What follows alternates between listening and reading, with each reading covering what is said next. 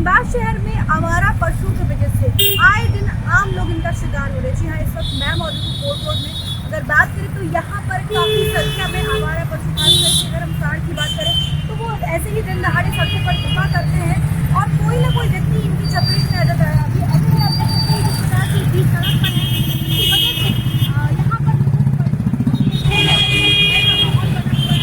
आवारा पशुओं को लेकर काफ़ी समस्या होती है और कई बार लोग इनका शिकार भी हो जाते हैं। अगर हम हाल ही की बात करें तो अभी हाल ही में पहले एक रिक्शा चालक को इस साल में पूरी तरीके से मार दिया था, जिसके बाद स्थिति गंभीर हो गई और कड़ाके ठंड की वजह से उसकी मौत हो गई। इसके पहले की अगर हम बात करें तो कई बार इसने लोगों को घायल किया है, कई लोग गंभीर रूप से अस्पताल गए हैं।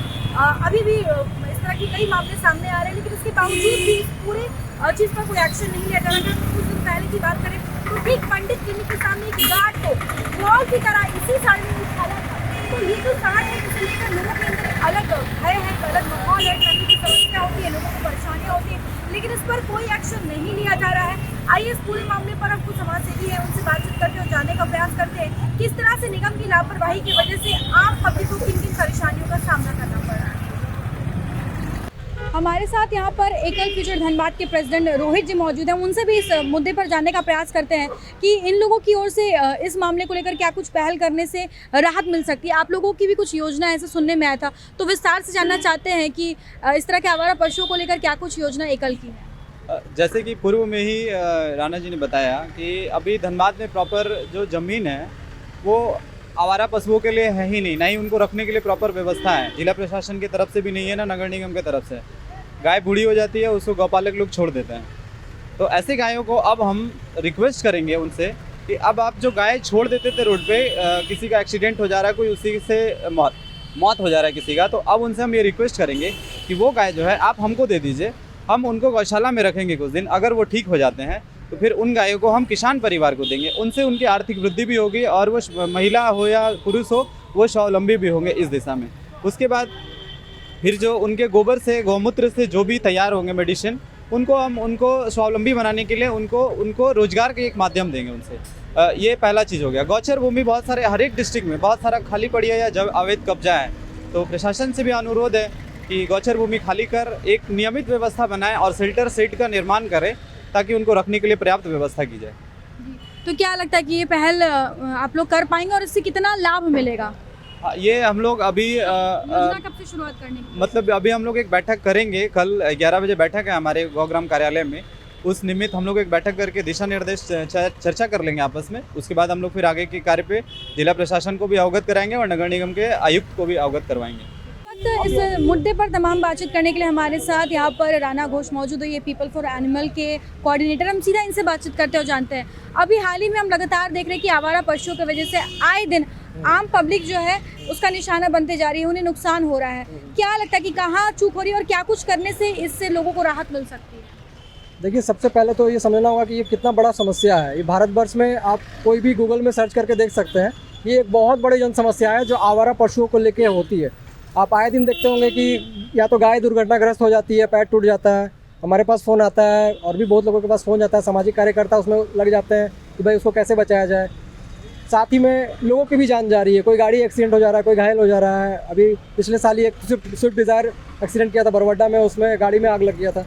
तो ये बहुत बड़ा समस्या है। जिला प्रशासन को, नगर निगम को, जो भी इससे संबंधित विभाग है, एनिमल हस्बेंड्री, इन सबको इस पर कार्रवाई करनी पड़ेगी और कुछ ना कुछ इसकी व्यवस्था बनानी पड़ेगी। नहीं तो ये आने वाले 1-2 साल में बहुत बड़ा मतलब प्रॉब्लम खड़ा हो जाएगा धनबाद में। बताना चाहूँगा कि जैसे ये प्रॉब्लम का सोल्यूशन कैसे किया जाए, ये बहुत बड़ी समस्या है। जैसे धनबाद में जो गौपालक हैं, जो खटाल वाले हैं, जो डायरी पर्पस गायों को यूज़ करते हैं, तो वो क्या करते हैं कि गाय जब बूढ़ी हो जाती है या दूध दोहने के बाद, दूध दोहने के बाद उसको छोड़ देते हैं, तो रोड में वो गाय आती है। तो पॉपुलेशन इसका क्या होता है, गाय रोड में आके बैठ जाती है, ठीक है, क्योंकि हीट थोड़ा उनको मिलता है, ठंड में तो और ज़्यादा बैठ जाती है, तो उससे ट्रैफिक जाम हो जाती है, बहुत सारा प्रॉब्लम है।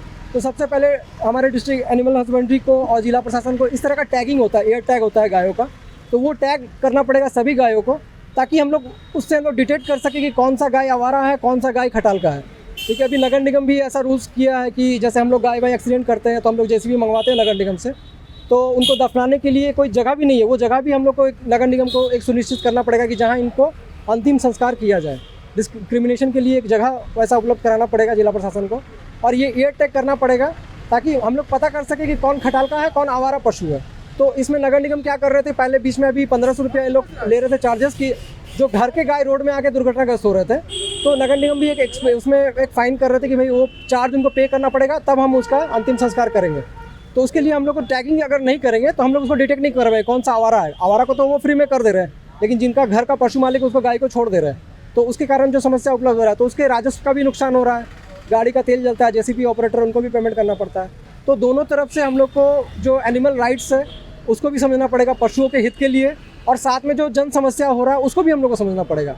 साथ में ये देखना पड़ेगा कि भाई गायों को उठा के हम लोग, अभी न्यूज़ में मैंने देखा कि गायों को गौशाला भेज दिया जाएगा, तो ये देखना होगा गौशाला में वो व्यवस्था है कि नहीं रखने का। अभी जो ऑलरेडी गौशाला में गाय है वो कैपेसिटी से बाहर है, अब वो गाय वहाँ मर रही है, बरसात में और भयानक स्थिति हो जाती है, कीचड़ में घुस के गाय मरते हैं, तो वो भी सिस्टम को हम लोग को ठीक करना पड़ेगा। कुछ बड़े शहरों में मेट्रो का रूल्स है कि वहाँ नगर निगम का खुद का अपना गौशाला होता है, तो गायों को पकड़ के सीज करके वहाँ रखा जाता है, और हर गाय पे 3000 रुपया फाइन है, और जो कितने दिन वो गाय वहाँ पे रहेंगे पशु मालिक जब तक आके नहीं छुड़ा के ले आते, तो हर गाय पे 100 रुपया पर डे का वो फाइन बनता है, और ऑल टोटल 3000 रुपया का फाइन है।